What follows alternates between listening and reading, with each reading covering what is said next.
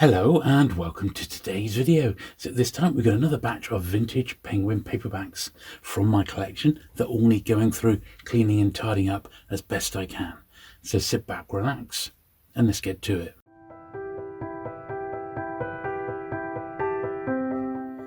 Okay then, so we're picking up exactly where we left off. So this was part of a run of 10 Agatha Christie's that were all published by Penguin at the same time. This is Penguin Main Series 929. I think we'll get very, very close, just under the 1000th Penguin today. And to put this one in date context, 1953. So I'm hoping my Agatha Christie's generally aren't too bad because it's an author who I really like. And, you know, over the years, I've had quite a few copies through my hands and I've sort of constantly upgraded them. So that one is okay. He's not too bad at all. A little nick at the top of the spine, but little things like that, sometimes you just have to accept them and wait until a better one comes along. There's bound to be someone here, though, that are going to need popping onto my upgrade list. Although, up to the first 1000, I think I've pretty much got everything that was a bit lower grade without physically checking them as we are now. So there might be one or two that aren't on there already. Finger. Yeah, that's okay. Quite a nice one here, Mysterious Mr. Quinn. It's okay, looks like the bottom of the spine has actually already been repaired on that one.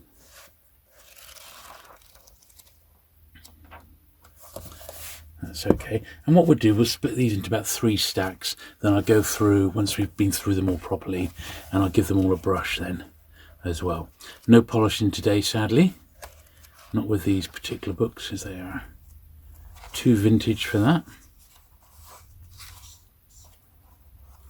But so far, so good. So that was the end of the Christie's. Then they released 5 PG Woodhouses. Now this one, a little something on the front, which I've just got off pretty easily. Don't know what that was. Imitable Jeeves. I do like Woodhouse.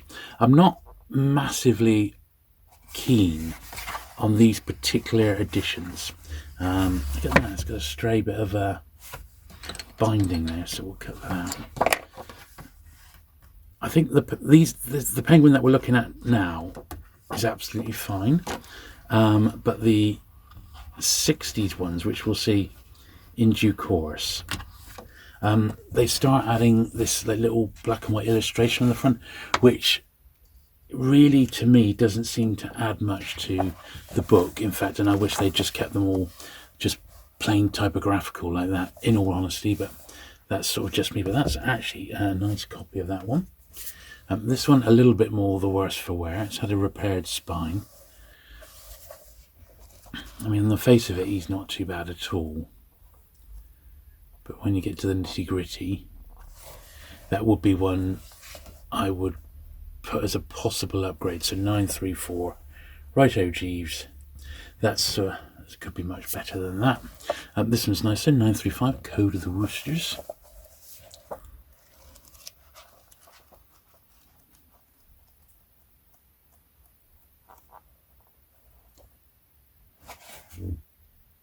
Looks like it's got a bit of pencil just on the inside top cover there.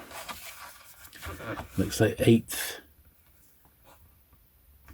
of the 9th, 1986, which may be when the previous owner had last sort of read the book. So when I get that off, because that is in effect an imperfection. It wasn't there when the book was published. There we are.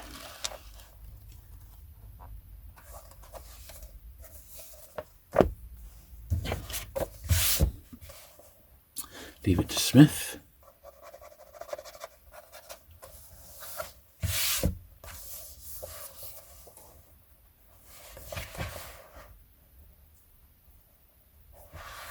Tiny little bit of the spine there. We'll put a bit of glue in on that in a sec.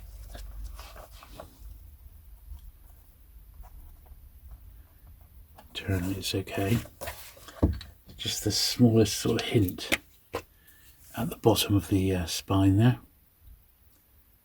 Get this little slither of glue. You can see where it's just ridden up a little bit. So it's not going to take a lot. Just that tiny bit. And hopefully that's enough just to stop that catching and getting any worse.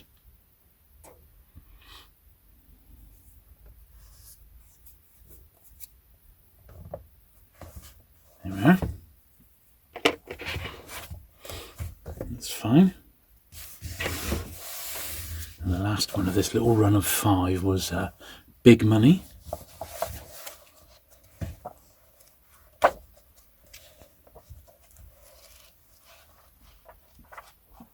These are lovely editions to read. Very, very nice. It's a good period of Penguin, this.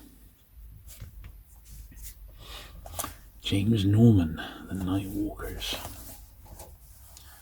A few. Bit of a grubby back cover.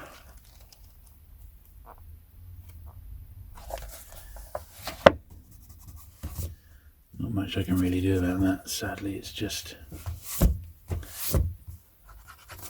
is dirty, sadly. But I mean, you know, ultimately it's a decent sound enough copy, and wait until a better one sort of comes along, really. Case of the Stuttering Bishop. This looks like it may need a little bottom of the spine repair as well. Quite aged, this one. Typical Earl Stanley Gardner. It gets read quite a bit. Yeah. I'm just going to put a little further slither in there. But that's not great, and it's got some Tipp-Ex on the top, so I'm going to put that on my wants list as well. 939. Earl Stanley Gardner. Case of the Stuttering Bishop. In the hope that a better one comes along. Because I'm so close now to getting the first 1,000 in first edition, I really do want to concentrate on upgrading the lower grade ones that I've got in my collection. And then start really focusing on the second 1,000 then, you know. It's not too bad, say between 1,000 and 1,200. But after that it does get quite patchy with regards to the numbers that I've got and the ones I'm missing. So, right, the Spectator crossword puzzle book. As usual, first few puzzles attempted, then they give up. Always the way. I generally don't bother taking, I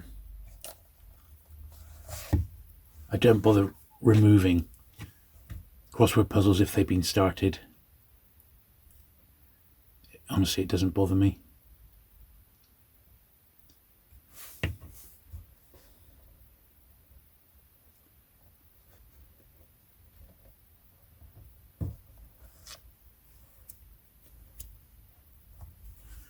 A little bit of a nick at the top of the cover there, but we soon got to that.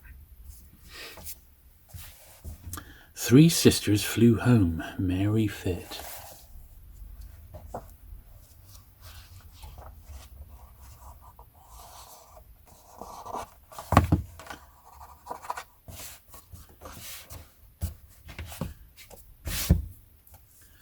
I mean, when you think about it, these books are all, well, 1953, so exactly 70 years old. So I can't be too fussy, but it's surprising how fussy you get. What's this? Oh, look at this, an old photo. Look at that. Oh, there's no information. Ilford is all it says. Look at that. You just don't know where that has come from, do you? Someone's obviously used it as a bookmark. Honestly, the stuff you find in old books can sometimes be really, like, nuts, you know?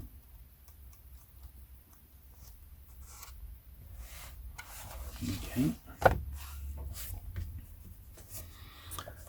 Mary Roberts Reinhardt. God, this is looking a bit rough. Look at that. So I'd immediately put this on my upgrade list, a pen on the front as well. So 943, The Yellow Room, Mary Roberts Reinhardt. If it's not already on my wants list, of course, because I did a visual checklist and tried to get, so I have been trying to get some upgrades as time has been going on in the last few years, but I've never been through really, really detailed like this, so this is the way to do it. 944, this one's fine. It's just when you get a clunker that you may have picked up years ago, amongst such a nice collection of vintage books, it does stand out a mile, 100 crossword puzzles from the Daily Telegraph, the 4th series with solutions.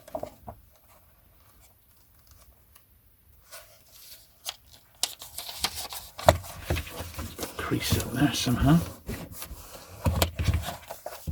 These crossword books, even these later ones here, tend to go for good money. Like £20 a pop, which is crazy, really. I think a fairer price for these sort of 1950s ones should be about a tenner each, if not a little bit less. But there you go. Jassy, Nora Lofts.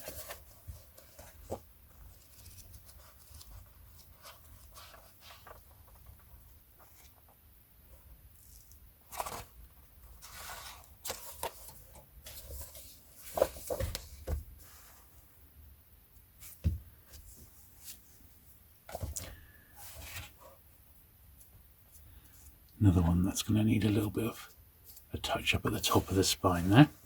The Case of the Constant Suicides, John Dickson Carr. Oh dear.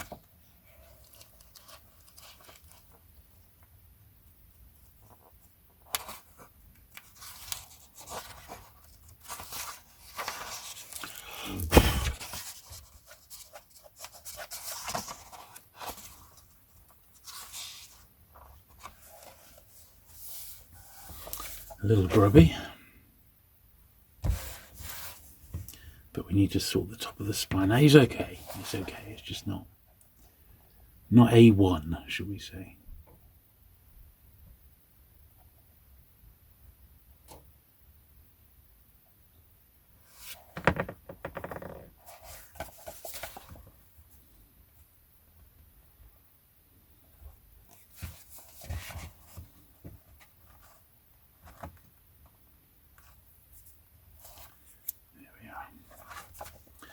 Because we're going to get that, I think. Cool, this is a bit rough as well. 948, He Who Whispers. Very, very rough. See, this probably would have been a charity shop find or even a boot sale. But looking at it now, it's one step from the bin.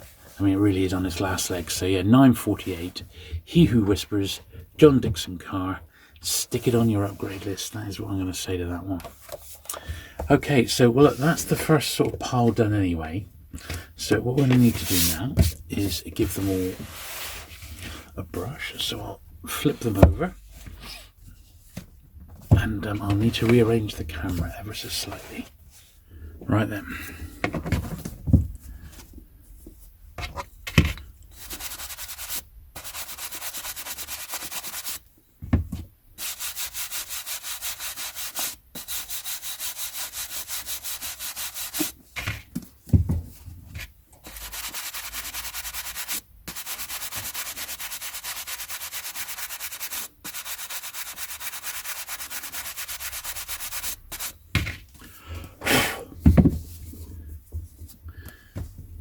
So these have never been dusted off. Some of them would have been cleaned when I got them, but none of them have been dusted off. So that's something brand new. But this sort of period of Penguin history is one of my favourites, that's for certain. Just because of the way the books are made, they're just lovely to read.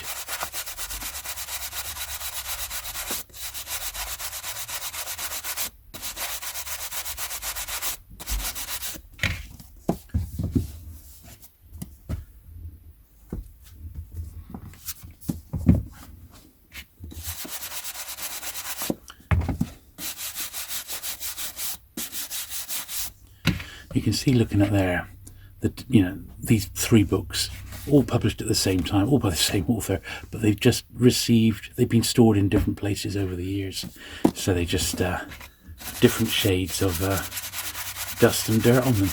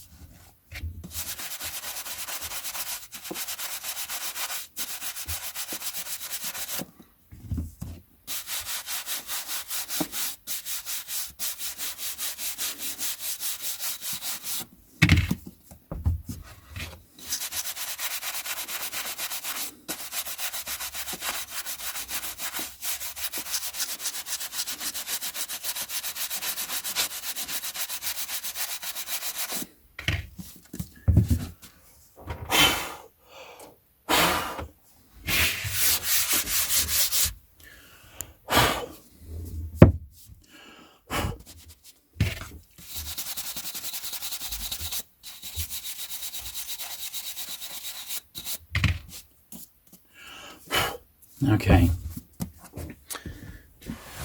So that was the first pile. Cleaned as good as we can get it. Let's crack on them. Okay, then the Emperor's Snuff Box, another John Dickson Carr. Slightly better than the other ones we've been looking at. This is £9.49. So good news, although I haven't got it yet, I've got, you may or may not know, I'm due three vintage penguins between the first 1,000, which I need in first edition, and I've got, I'm just down to 3 left, and I've got one of those on the way.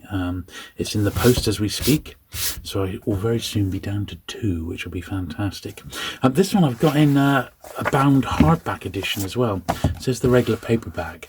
This is someone's taken it upon themselves to pop it into a hardback form.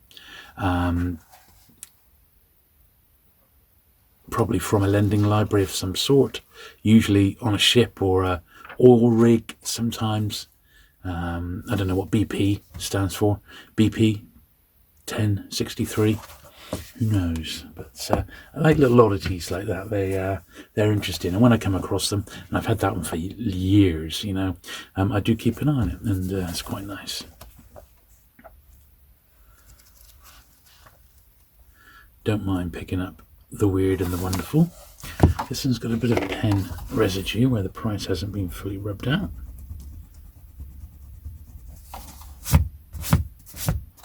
Just a little bit from the charity shop or wherever it came from. I don't think it was from a dealer. But you find with the crime books, they sold an awful lot. They were the best sellers for Penguin in a lot of cases. And but consequently, they're also the most read. So when they do turn up, they can be in a bit of a state, you know. Manchester Guardian 4th crossword puzzle book.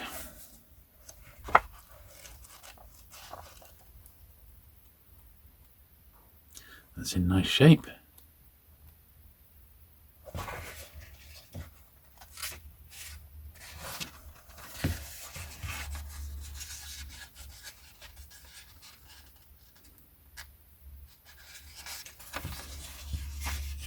Just a couple of turned over corners.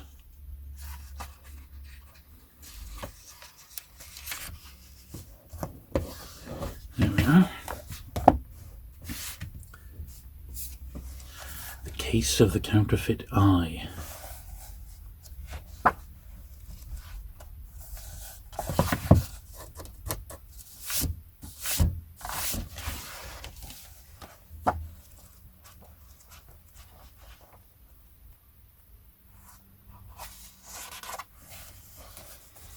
It's okay. Murder of My Aunt. Richard Hull. Nice copy of that one. Got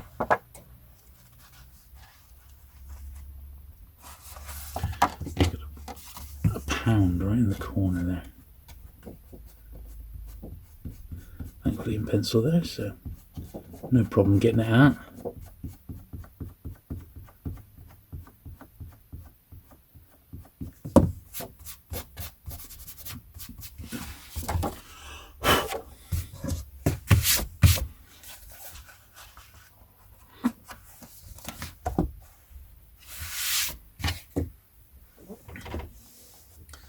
Gladys Mitchell, Tom Brown's Body.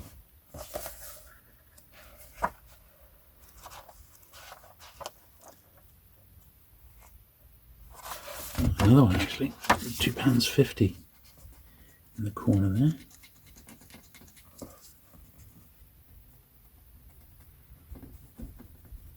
Nice copy though, so worth £2.50.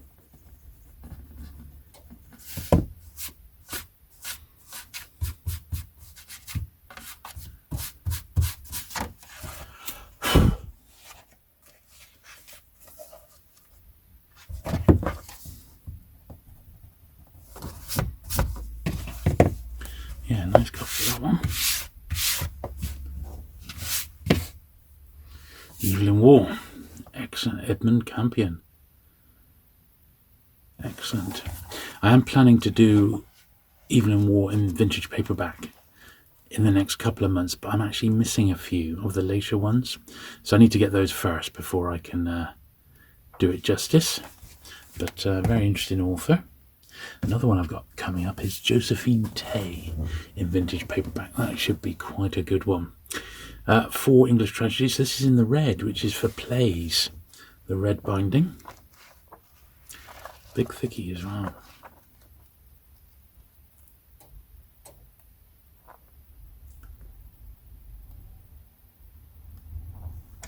Yeah, nice copy of that one.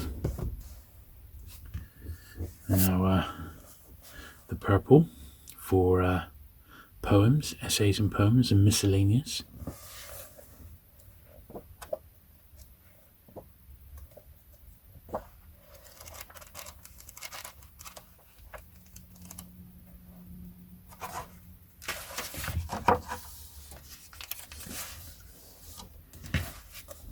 That's been slightly miscut, look at that. That's why that's been folded over. You get that now and again. Nice copy though, so I won't bother trying to find an upgrade for that one. Henry Green, Loving. You can see why on the whole most of my copies are pretty nice. So when a bad one crops up, it does sort of stick out quite a bit, which is why, you know, it's worth sort of upgrading. Anything from 500 up, I would like in pretty reasonable shape, in all honesty, because after that the penguins aren't that scarce to get. They just, you know, take a while to get a collection together, you know.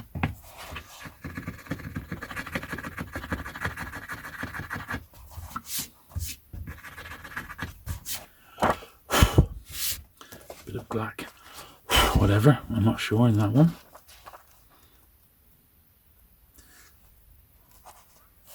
There we are. This is a big one, Jane Eyre, a classic of course, by Charlotte Bronte.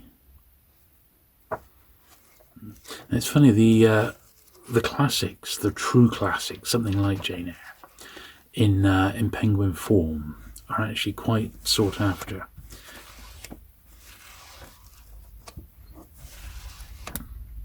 This at the time wasn't considered to be a work to put into the Penguin Classics, which did exist at this point. But obviously that changed as time went on and Jane Eyre became an absolute classic, which it is, of course. So. And here's a blue one for biography, George Sava. This author wrote quite a bit for Pan as well, Pan books around this time. You know, sort of stories of surgeons and doctors and things like that. And that's exactly what this is, the healing knife.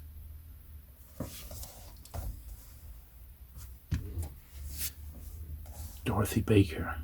That's got a big 1 shilling at 1, which I'm hoping we'll be able to get off, because on the face of it, this one looks an absolutely beautiful copy.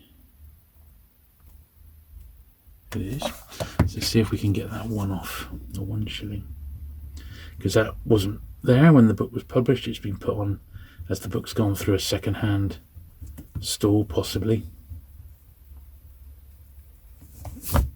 Yeah, it's come off nice and easy. You do find that when you target it, that sometimes the bit that you've rubbed comes up extra white compared to some of the other bits, so sometimes it's quite a good idea, if you're rubbing off on the front cover, just do the bits around it as well, and it sort of softens the rub that you've just put in. It blends in a little bit, if that makes sense. There we are, that's all right. It's quite a deep one, you can still sort of see the indentation up close, but on the whole, it's a nice copy of that one. Cool, this must be the biggest book we're going to see today. I think this is even bigger than Jane Eyre. Lucinda Brayford, Martin Boyd. Big spine damage up there, but we'll do the inside first, and then we can repair that. Yeah, it's coming away as well. So I think we need to get some glue into there. In fact, yeah, I'm not going to pull the whole thing off because it doesn't need it, but it does need some tactical gluing. probably the worst book we might, well, I don't know, probably the worst book we're going to come across today, but we'll see. Because on the face of it, it's not actually too bad a copy. It is just, I guess because of its size, it's got really susceptible to spine damage.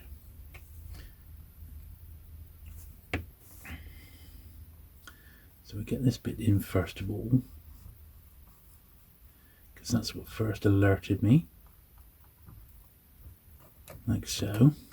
And then we're going to need to put in quite generously with what we've got left.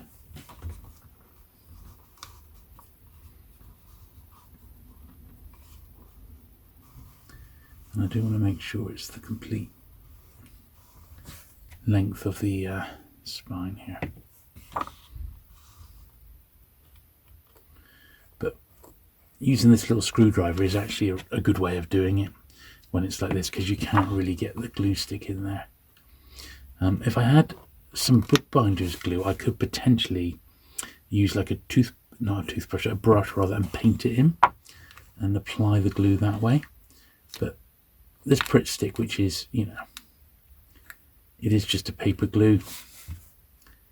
It's not like sellotape or anything like that.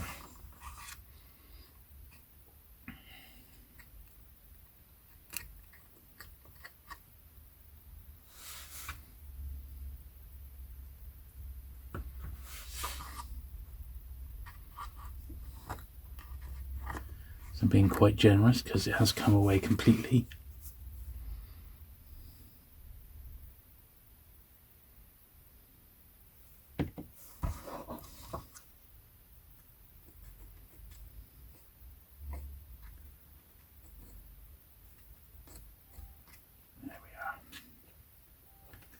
Okay, so that was the first bit of the top there.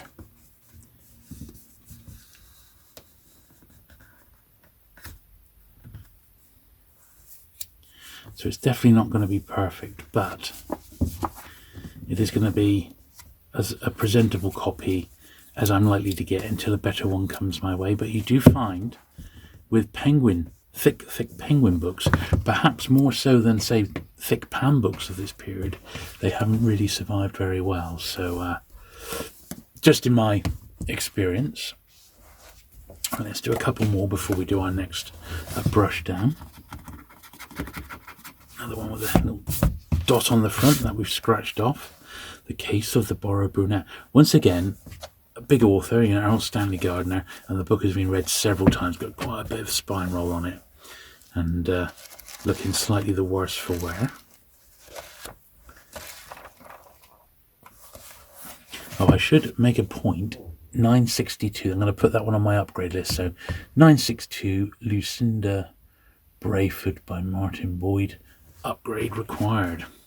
This one is borderline upgrade. This is sort of the one when I go back for a second time, once I've done the worst of my Penguins, I'll probably go back and try and do a second round of upgrades. But I think for now I will put it on 964, Case of the Borrow Brunette, Errol Stanley Gardner, just in case I do come across a nice one. This one is also an Errol Stanley. It's one of 5 that they published at this point. Case of the Drowsy Mosquito. Wow. But nice square spine on this one, unlike my other one, which we've just looked at, which has been read multiple times. Quite a nice copy of that. So all of those there are going to need brushing down. So let's flip these over.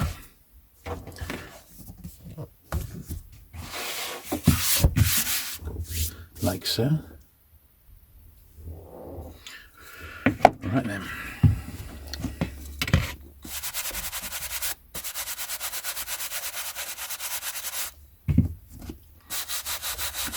Of course, this has got that odd hardback. You see how short it is compared to the rest of them.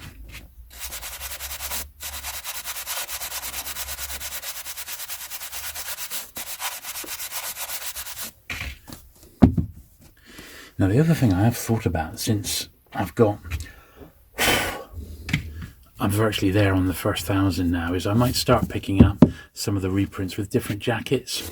So if it's a significantly different jacket, not just the price, but if it's a design or a later edition with a different cover, I'll probably start picking those up now, as long as they're in tip-top shape, because they're reprints. And they are different to the first edition jackets. There's not that many with Penguin, as you might imagine, but it keeps the collection going a little bit longer. But the main focus will become upgrading the ones which are a bit tatty, which we've been doing, and also concentrating on the second 1,000 then, so 1,001 to 2,000. No idea how many I need, but it's in the hundreds, you know. I would probably estimate I've got maybe, of the 1,000 books, maybe 400 of them. I don't know. Honestly don't know without counting up, but that'll be the next adventure. Thankfully, when those sorts of catalogues come out, they tend to be cheap. But I've not gone for them because I've always wanted to concentrate on getting the first 1,000 done. But it'll be a way to expand the collection quite quickly, I would think.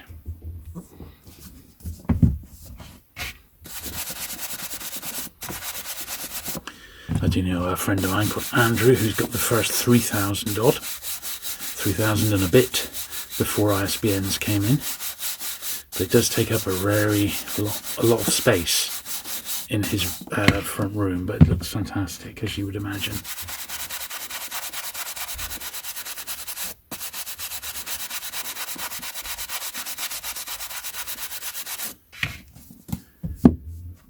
He hasn't got them all, but he's got an incredible run, that's for certain.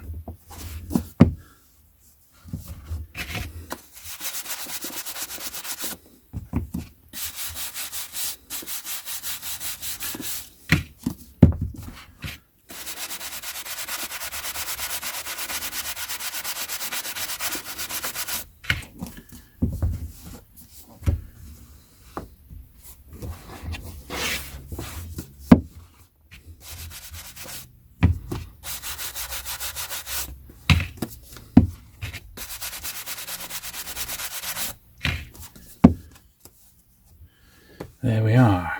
Brilliant. So that's the first 2 stacks. We've got a little over, well, that's about 2/3 of the way through. We've got another big pile to do, so let's get on with that now. Okay then, so 966, The Case of the Sleepwalker's Niece.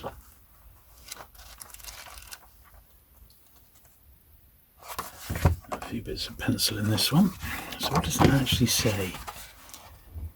KK 25 2S. Unsure. That looks like a 140 or something like that, but not sure what this is in there, but we're going to get rid of it anyway.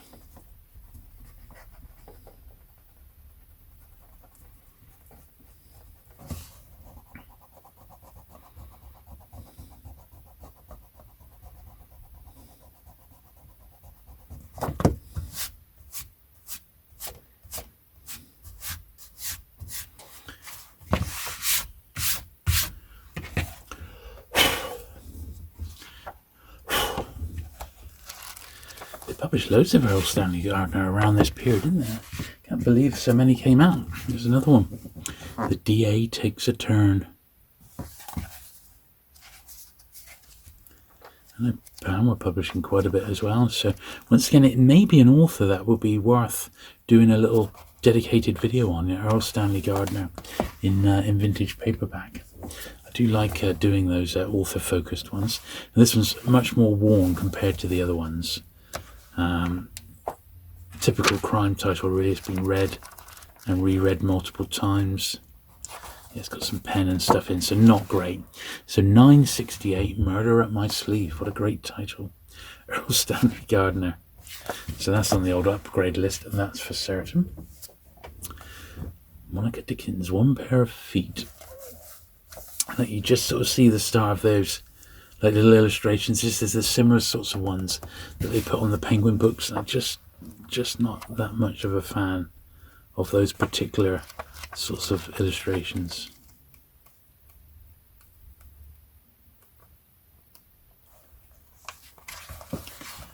Not my bag, I'm afraid to say. That's a nice one. As I was going down Sackville Street. Pretty nice copy of that one. Little stain on the front, but apart from that, he's a beauty, nice and bright. Another PG Woodhouse. We are into a particularly good stage of Penguin history, I've got to say, with the sorts of authors and books that they were publishing. Very, very good. I think you could say they were at their mid-50s peak, in actual fact. It's another absolute classic. I mean, it doesn't get much more iconic, does it, than 1984 by George Orwell. This is the first Penguin edition, published just 7 months before he died. He never really got to see his popularity, little 5p in the corner. Eric Blair never really did get to see how popular his books would become. But rather than the stories, I prefer the sort of the autobiographical titles. And if you know this channel, you'll know my all-time favourite by Orwell is Down and Out in Paris and London. I particularly like that one. 1984, this is a later edition of it. The cover shows a detail from the control room, Civil Defence Headquarters. There we are, quite a nice jacket, that one. I do like that picture. With Orwell, I tend to pick up multiple editions if they come my way, simple as that. So this is the printing from 1966, it's a later 60s one. The one I'm particularly after is the one actually published in 1984. Still haven't been able to track a copy of that one down. This was the first time this sort of iconic version of it was published.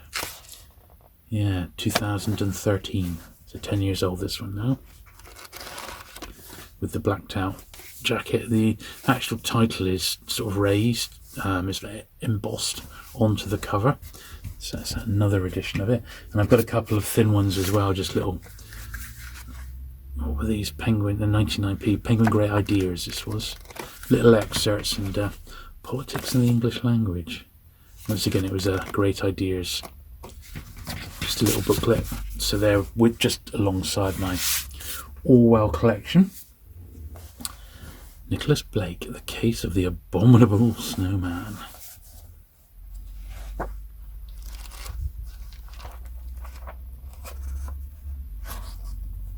Yeah, that's okay. Not too bad. Edmund Crispin. Never read this guy, actually.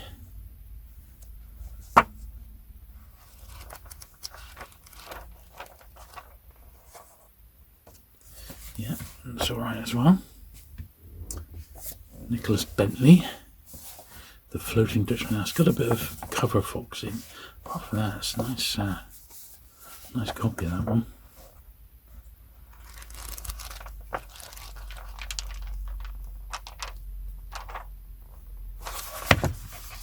Some writing down here. M, 1992.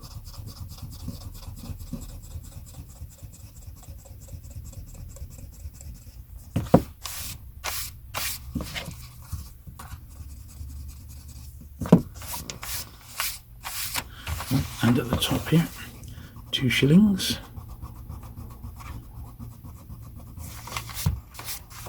And 3.54.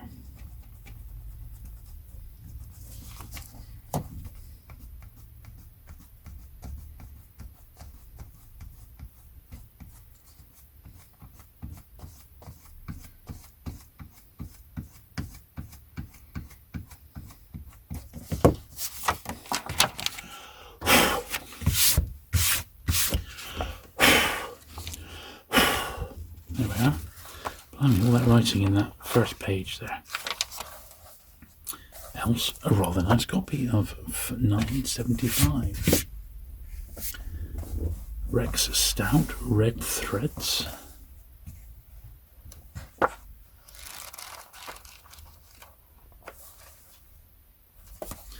Now this one, from a distance, looks pretty awful. So I think this is going to go on the old list. Yeah, look at this spine. It's been banged or biffed or something on it. And the book itself, yeah, it's just been badly treated.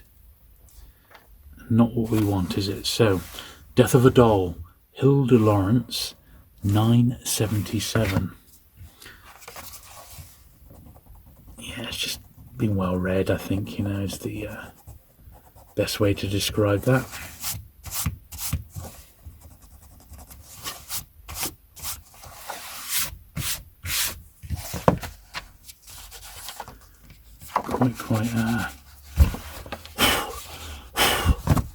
Quite the rough old copy, that one. So yeah, definitely worth. God, every time I touch it, I feel another imperfection. There we are. Don't think we're going to get any better than that. Right, the Time and Tide crossword puzzle book. Now I can see straight away that bit needs re-gluing in a sec.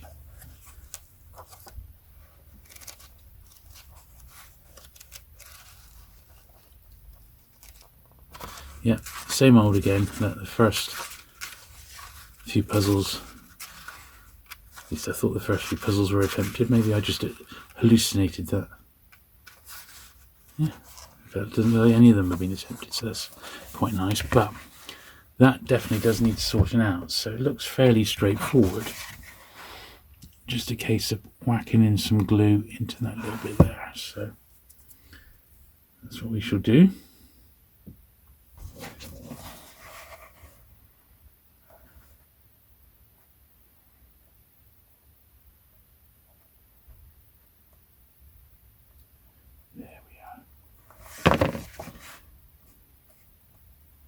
Just to keep that as complete as possible.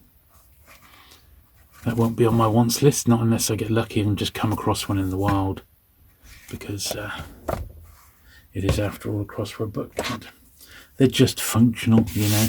The only reason I've got them, because I'm not a crossword fan per se. I don't mind doing them, but it's just there literally to make up the numbers.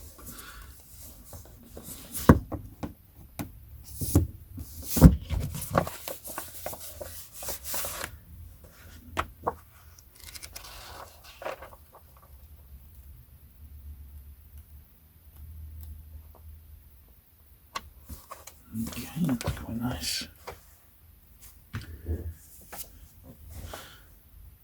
The Heyday in the Blood, Geraint Godwin. I can see something on the front, and I don't know if that. God, look at the beret going on. Look at that; it's coming away. Look. Not all the way, but a little bit. Well, let's see if we can do that from. I don't know if that's pen or pencil. So let's just see if we can. Is that going to do anything?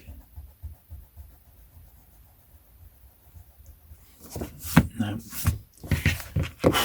it's not. So the best we can do, because it's really not too bad a copy, but we do need to glue that spine. So I'm very, very tempted to pull the whole thing off. Yeah, look. It's one of those ones that was virtually off anyway, which in actual fact is better for us because there we are. It means I can get the glue in much easier. So let's just give that a brush first of all.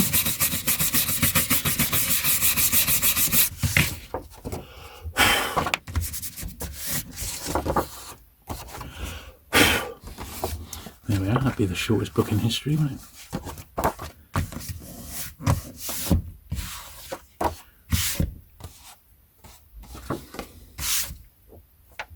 Now we've just got the page block. There's the glue, which has dried up. Get off any little bits of dust in that first of all. But by having the whole thing off, it means I can run the glue stick along the edge like this, you see, and get it into all get it in quite thickly, like so.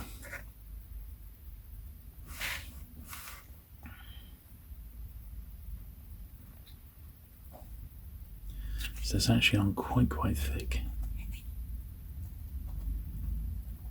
And I won't need to do it on the actual cover itself. The main thing is just to get it so that it's on dead level, which it is, and then we just squish it down. So you can see a much easier way than just blobbing in little bits of glue until it was sorted.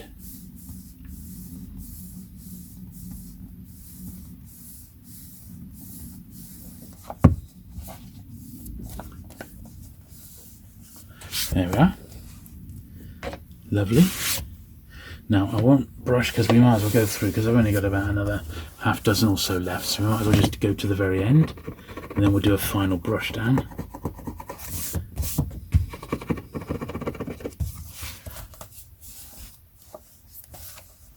I think it might be quite fun to do a video on my main channel of Penguin crossword and puzzle books, because they did actually have a dedicated series of puzzle books called Ptarmigans, or Ptarmigans with a silent P, and they did a couple of series of those, of which I've got them all. But there's ones like this which are almost like sort of forgotten, really, you know, and this is, you know, sorts of puzzles and a bit of a miscellaneous word games, that sort of stuff. Just doesn't sort of seem to fit into any particular series, except that's why it's in yellow. It's sort of under the miscellaneous titles. It's a biography of Byron.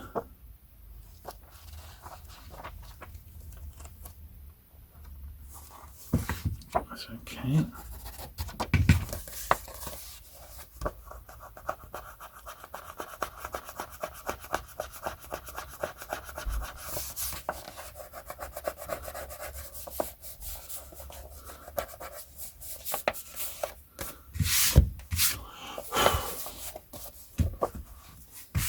Sometimes you can just feel little things on the cover with your fingernail.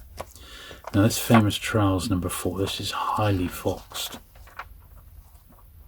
So I'm going to pop that on my wants list, because that's a bit more foxed than I would like it to be. And it's only really the first Famous Trials book which is expensive. After that they're all pretty cheap. So 983, Famous Trials Volume 4, edited by James Hodge. Upgrade.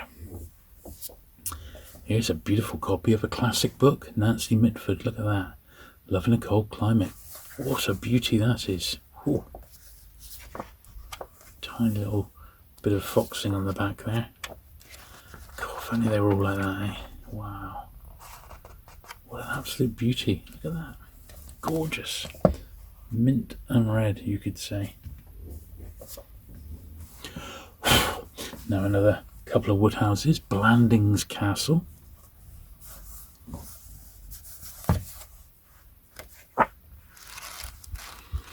If you've never read Woodhouse, I do recommend him. He's really great.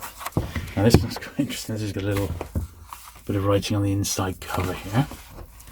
It says 2nd of the 10th, 77, duplicate. Well, your duplicate is my main.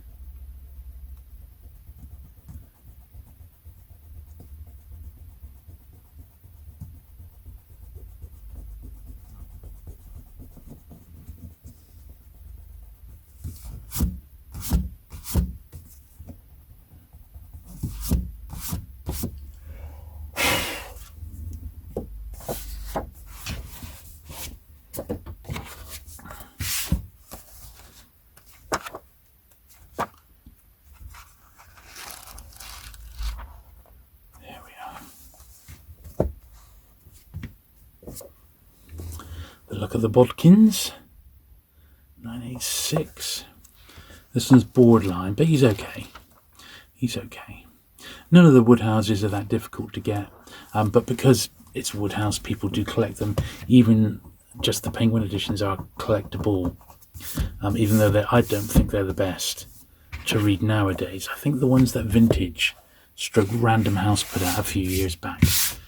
Are beautiful editions. They're really nice way to read Woodhouse these days. The last crossword puzzle book, we've seen a few of these today, haven't we? 100 crossword puzzles from the Scotsman. This looks a little bit the worse for wear. Yeah, bit of a spine repair going to go on in a sec. Yeah, just a tiny bit of wear. First couple of puzzles again. So yeah, it's just a tiny bit of glue needed at the top.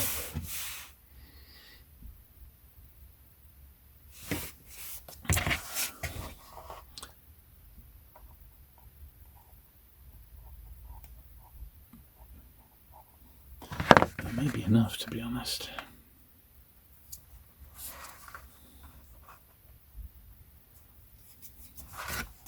Yeah, I mean, it's in place, isn't it? It's going to stop it getting any the worse for wear. And the last one we're looking at today, The Case of the Gilded Fly, Edmund Crispin.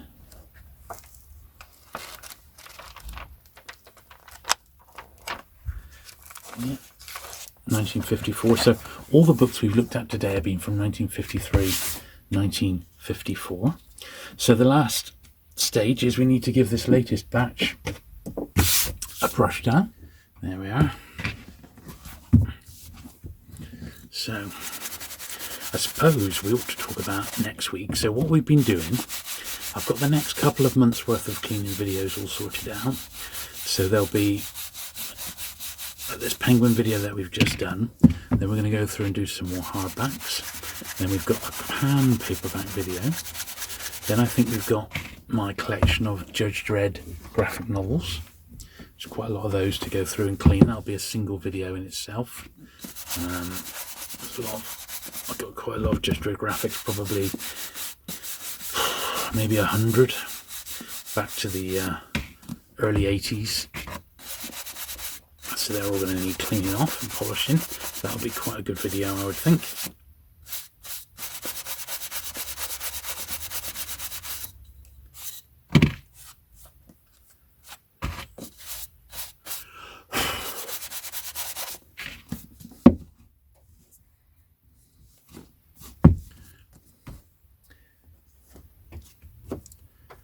We've still got other series which we haven't really carried on. We've got Pelicans to get through, science news, biography, biologies, new biology, that sort of thing, some of the penguin part work stuff. So we've still got all that to do, and we'll get there in good time. But I have been enjoying going through the main series, and I really want to get the first 1,000 done, which means another one of these in about a month's time or so, just so that I can get my wants list fully up to date. Because once that's up to date, I can concentrate on upgrading them then, you know. The thing is, because I've collected penguins for so long, they were amongst the earliest paperback series I ever collected. My standards weren't so high back then, and in the days before the internet, you sort of picked up books in any condition just to get a copy. And that's not really, you know, it was great at the time, you know, expanded my collection. But long term, it's meant that books that I picked up, which were a bit iffy, I've not got around to upgrading because I just think, oh, well, I've got them. Don't need to do that, and that's why upgrading is really important to me nowadays. Plus, I'm making a point of visiting lots of book dealers and things like that, and you want an accurate listing of what you've got so that I don't double up and things like that.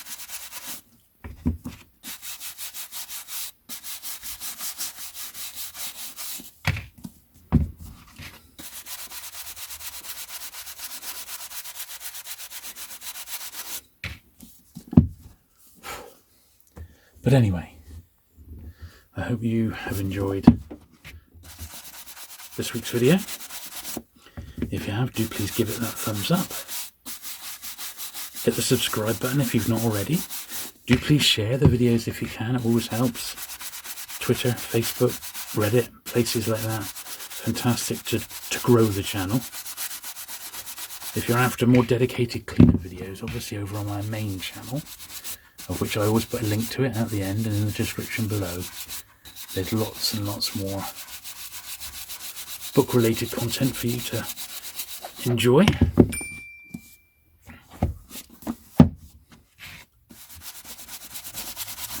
Until next week, thanks for watching today. I look forward to seeing you again very soon.